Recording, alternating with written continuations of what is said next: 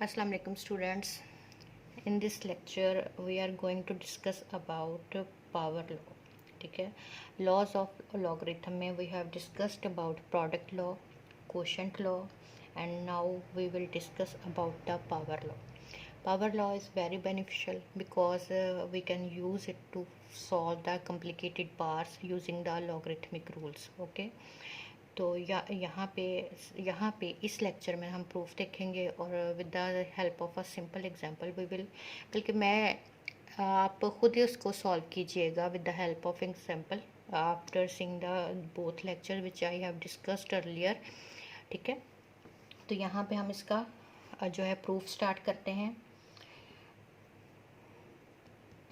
Student, जब मैं आपको समझा रही तब तो मैं ऊंचा बोलने की कोशिश करती हूँ, ठीक है, और बोलती भी हूँ।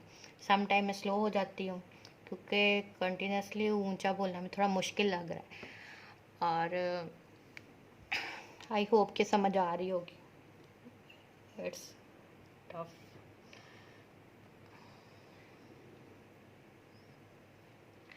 Okay, let's start. अच्छा, सबसे पहले let's suppose that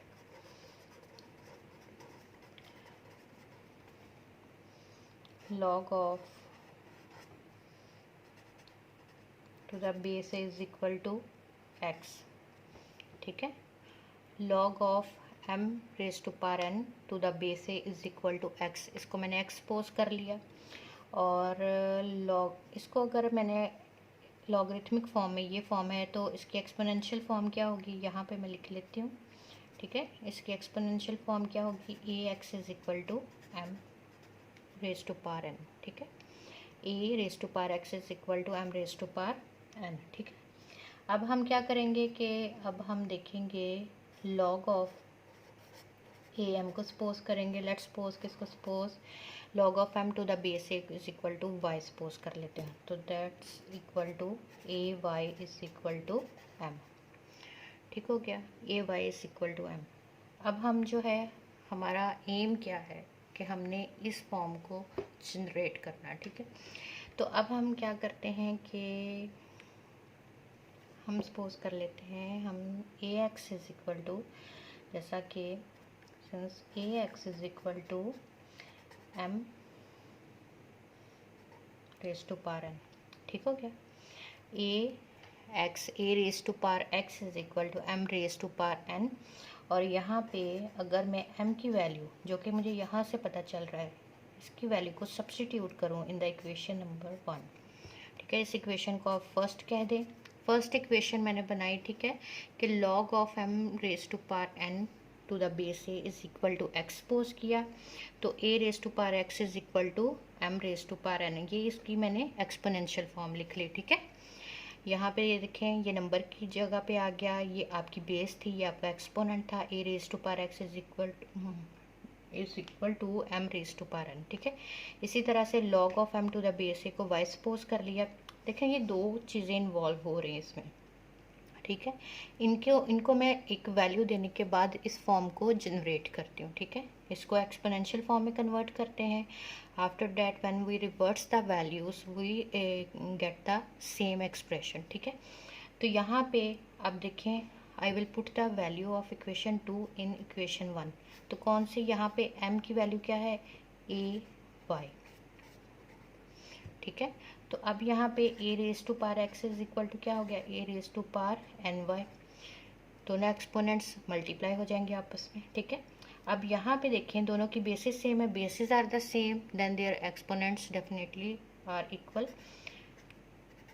x is, this implies that x is equal to ny। now I will return the values in the equation। ठीक है, तो x की वैल्यू क्या थी, log of m raise to power to the base a, और n यहाँ पे, और y की वैल्यू यहाँ पे क्या थी, log of m to the base a। तो अब आप देखें आपका एक्सप्रेशन, ठीक है, जिसको हमने प्रूव करना था कि log ऑफ, यहाँ पे बच्चों ये एक्सप्रेशन आपको क्या बता रहा है कि अगर आपको कोई भी इस तरह का नंबर दिया गया है, अब मैं कोई दूसरा कलर यूज़ कर लेती हूँ, कि log ऑफ, ये चल नहीं रही, ये चलेगी, लॉग ऑफ, यहाँ पे मैं बेस नहीं लिख रही, बेस 10 ही ले रहे हैं।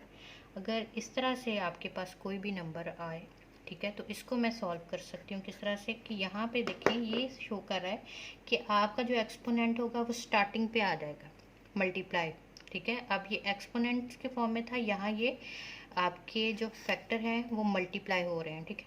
तो यहाँ पे ये 3 और यहाँ पे ये लॉग ऑफ क्या हो जाएगा 2, ठीक है। आपकी बेस जो है वो स्टार्टिंग पे चली जाती है अकॉर्डिंग टू दिस रूल। कौन सा रूल है ये? पावर लॉ है, ठीक है। पावर लॉ को जब हम यूज़ करते हैं लॉगरिथम में, तो आपके जो एक्सपोनेंट होता है वो आपके स्टार्टिंग पे आ जाता है। अभी मैंने आपको प्रूव करके दिखाया, ठीक है। अगर आप इसको ज़्यादा प्रूव करना चाहें तो आप देख सकते हैं कि हम जो है यहाँ पे दोनों साइड्स के आंसर इक्वल होंगे, ठीक है। ये मैं आपके लिए छोड़ रही हूँ कि आप इसको प्रूव करें। लेट्स सपोज आप नंबर ले लें 2⁻3, आपको पता है इसका आंसर क्या होगा 8।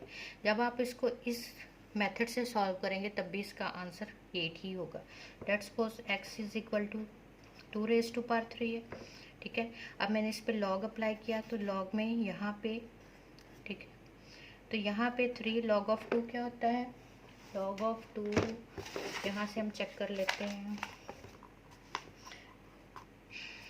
3010 3010। तो यहाँ पे आपका लॉग 2 का ये है और ये 0.3010 होगा क्योंकि करेक्टरिस्टिक इसकी क्या है? 0 है। तो जब इसको मल्टीप्लाई करेंगे तो ये आपका नंबर हो जाएगा 3010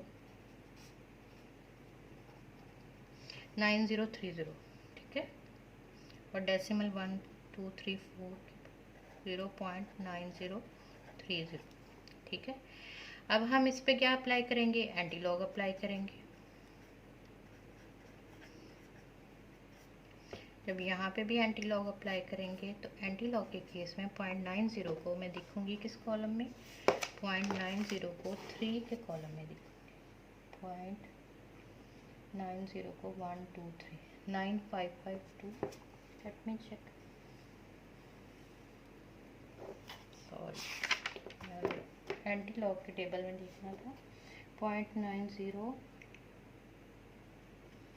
7998, क्या आ गया? 7998।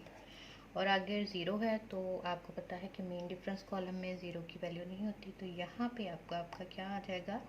यहाँ पे अब आपका डेसिमल यहाँ पे, ठीक है। अब इसकी करेक्टरिस्टिक 0 है, तो यहाँ पे मुझे जब एंटी लॉग लेते हैं तो हम 1 ऐड करते हैं। जब हम 1 ऐड करेंगे तो हमारा ये नंबर हो जाएगा 7.998, that is approximately equal to 8। और 2⁻3 का आंसर क्या हो? Equal to 8। तो यहाँ पे इतना सा डिफरेंस आपका वेरी माइन्यूटली डिफर कर रहा है, ठीक है। आप इसको 7.998 को आप राउंड ऑफ इजीली कर सकते हैं 8 डिजिट तक, ठीक है। तो यहाँ पे आपका 2⁻3 अप्रॉक्सीमेटली इक्वल आ गया 7.99, ये 0 ख़त्म हो जाएगा, ठीक है। अभी मैं इसको सॉल्व नहीं करना चाह रही